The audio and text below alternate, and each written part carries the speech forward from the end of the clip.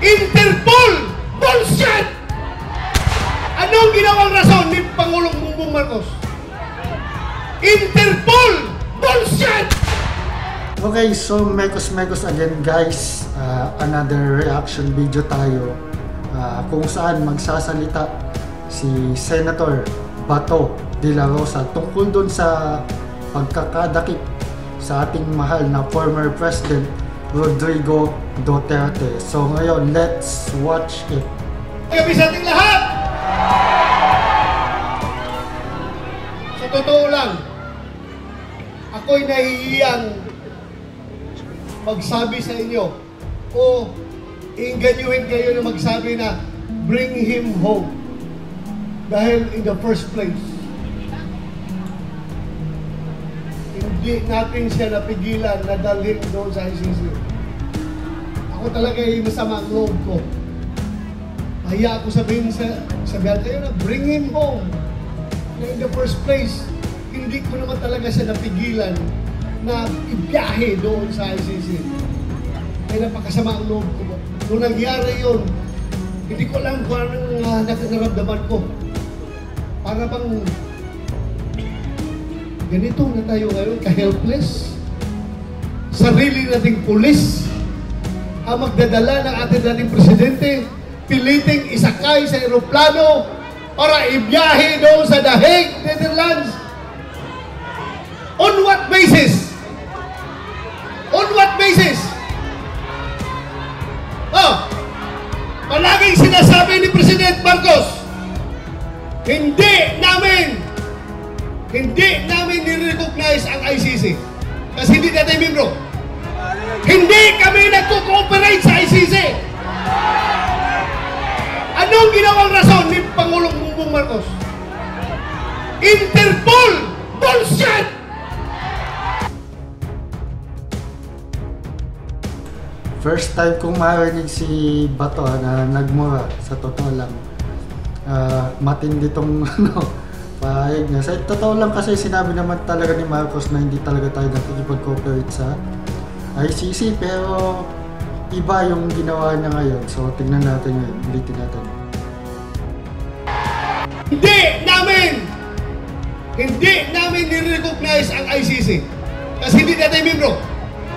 Hindi kami nagko-cooperate sa ICC. Anong ginawang rason ni Pangulong Bongbong Marcos? Interpol! Bullshit! Interpol! Ako! Naging chief PNP ako! Alam ko ano ang papel ng Interpol sa mundo! Huwag niyo akong lukuhin! Commitment sa Interpol! Bullshit! Interpol! Presidente ka! Presidente ka ng Pilipinas!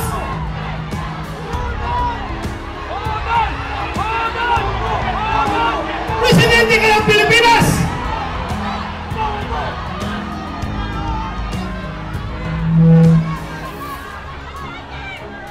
Presidente ka ng Pilipinas! Magpapressure ka sa Interpol? Ha? Pero ang lumalabas, mas gigil na gigil, mas atat sila kaysa Interpol, kaysa ICC. Atat na atat sila na ibiyahe si Pangulong Duterte. Bakit? Di ba katungkulan na ating gobyerno ayon sa ating konstitusyon to protect, to serve and protect the Filipino people? Sinong siniservisyohan niya? Yung mga dayuhan, hindi ang Filipino people. Kasi ang Filipino people, yun ang pinadala niya doon sa The Hague. Alam nyo, habang kinakarga sa aeroplano, nag-struggle sila doon. Wala na kayo magawa. Dahil nandun ako sa Davao, kino-coordinate ko yung ating mga petisyon na ginagawa natin na hindi nakahabol. Hindi ako sumama sa sa Hong Kong dahil sa gabi na yon, alas 3 sa madaling araw dapat ang biyahe ko papuntang Hong Kong. Pero mayroong nag-leak sa akin na information. Hindi pa rin tulog ang Diyos. Nagsabi na, sabihan mo sila na may warrant na si President Duterte at si Bato. Uhulihin sila pagbalik nila dito galing sa Hong Kong. So tinawagan ko si Bingo Viteldia.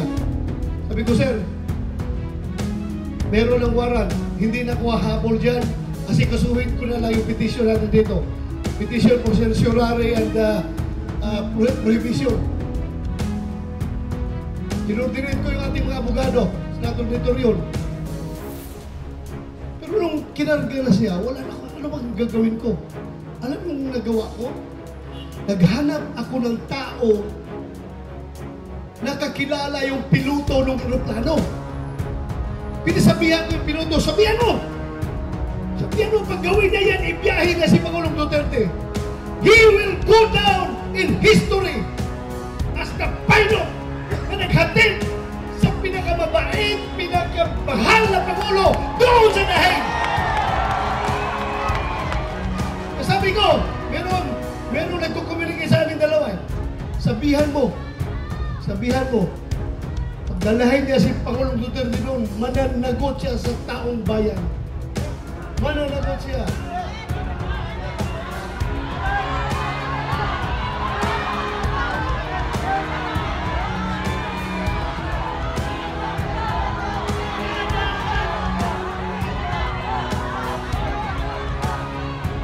Alam niyo, ang nakakasama ng loob ko.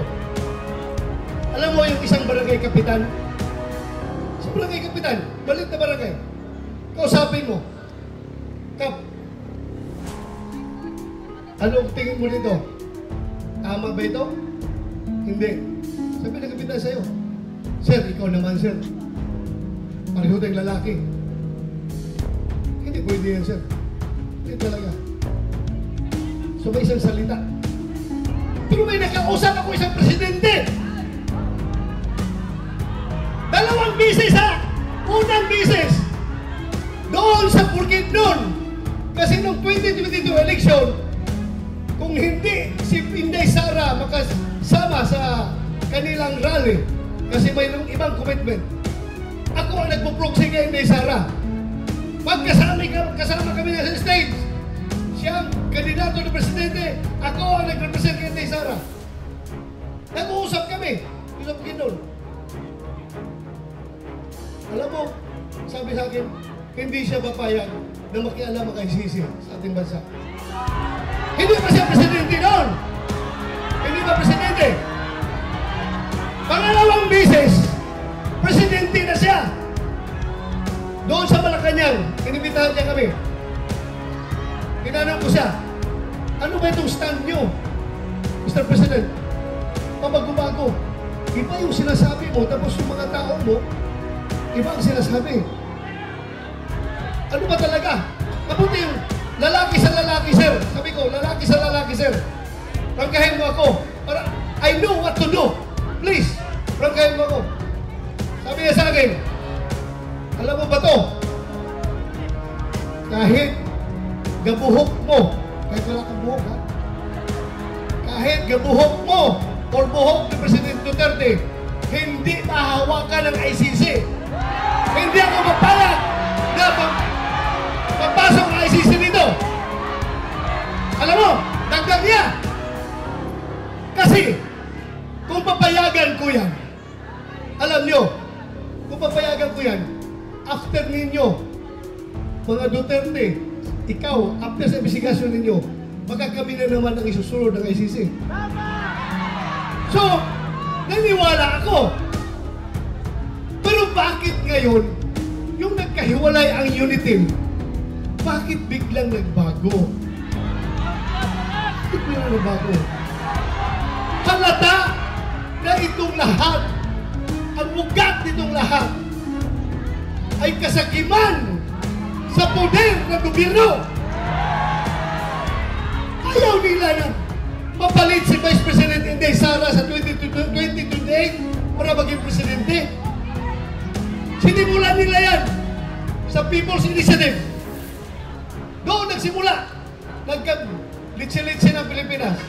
Ngayon, anong nangyari? Saan pupunta ang Pilipinas nito? Wala. We're very much divided. Mabuti sana kung ang division ay 50-50. Hindi ako statistician, pero alam ko, ang division ay nasa 80-20. 80 tayo, 20 lang sila! Pero, yung 20 na yan, sila may hawak ng poder ng gobyerno, kaya tayong 80, kaya tayong majority, tahimik lang ang mga tao dahil nagtitimpi lang ang mga tao. Nagtitimpi na mga tao. Anywhere I go, Luzon, Visayas, Mindanao. Magsabi ng tao sa akin, Sir, sabihan mo yung kasama mo sa Team Suka. Sige lang, Sir. Tiis lang kayo. Basta kami, Sir, alam namin what to do. Alam namin, Sir.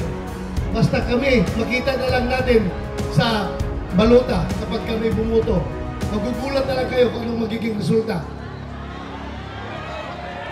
Ako naman naniniwala dahil hindi man ako nakiusap sa kanila. Hindi ako nakiusap sa kanila. Sila kusang loob na lumapit sa akin.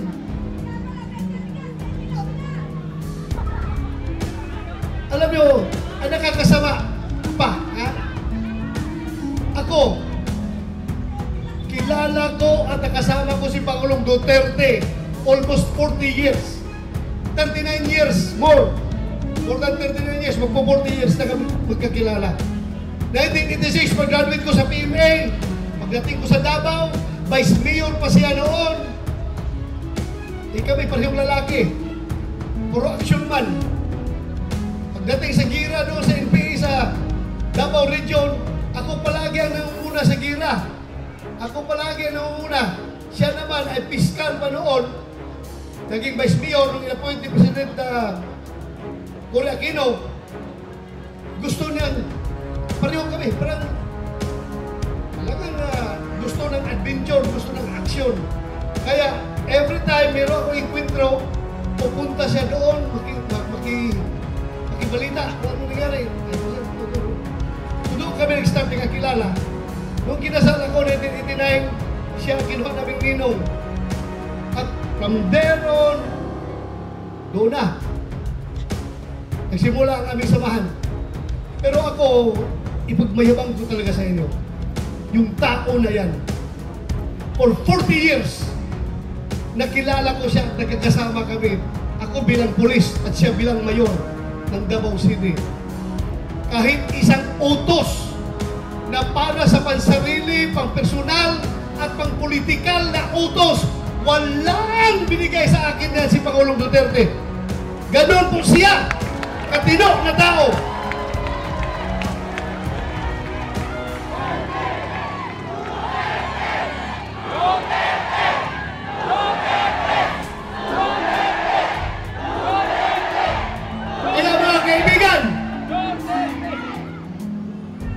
Pagdating ng araw, ako ayaw ko sana kayo isama sa problema ko.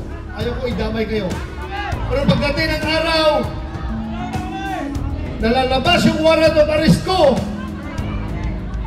Uhulihin ako ng PNP. Ito lang masasabi ko sa inyo. Ito lang masasabi ko sa inyo. Lahat ng ginagawa nila ay illegal. Kasi yung warrant of arrest na kanilang siniserve sa atin, hindi yan nagagaling sa competent authority. Hindi yan nagagaling sa local natin. Hindi yan i-recognize natin dahil hindi tayo under sa kanila. Kaya dapat magkakaisa tayo. Hindi ko kayo dinadamay ha, pero pinapaalam ko lang sa inyo. Anytime of the day, baka ngayon, pagbaba ko sa entablado, nandiyan na, nakaabang na sila, arestuhin na ako. Bahala na kayo, sige.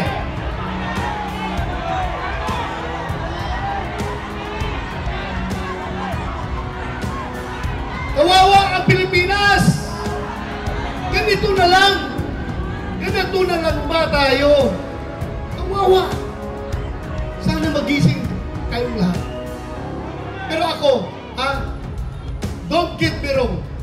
Ako po'y nakikiusap sa inyo na kahit kayo'y galit na. Kahit kayo'y nanggigigilan ng gusto dyan. Dahil sa inustisya na ginagawa nila, ako pa rin na nakikiusap sa inyo. I am appealing for your sobriety. Sana kalma lang tayo. Huwag tayo gumawa ng dahas. Dahil pagdating sa dahas, bibigyan natin sila ng rason na mag-declare ng martial law. Diba? Huwag niyong gawin yan. Huwag niyong gawin. Huwag kayong gumawa ng dahas. Huwag natin sila bigyan ng rason para magdeklara ng martial law. Kailangan tayong lahat ay kalma lamang. Pero sulit, nagkaisa at gustong-gusto na ibalik si Pangulong Duterte dito. Bring him home! Bring him home! Maraming salamat! Magandang gabi sa ating lahat! At huwag niyong kalimutan, hindi lang sa sigaw natin na bring him home, kundi individually. Magdasal tayo.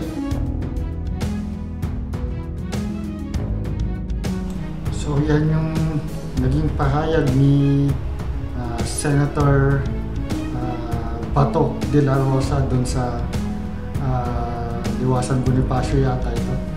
So comment po naman dyan mga kaibigan kung anong reaction nyo tungkol dito. At huwag nyo kalimutan mag-subscribe at i-click ang notification bell nang sa ganun maging update kayo sa mga bagong reaction video natin. So again, thanks for watching. See you on our next video.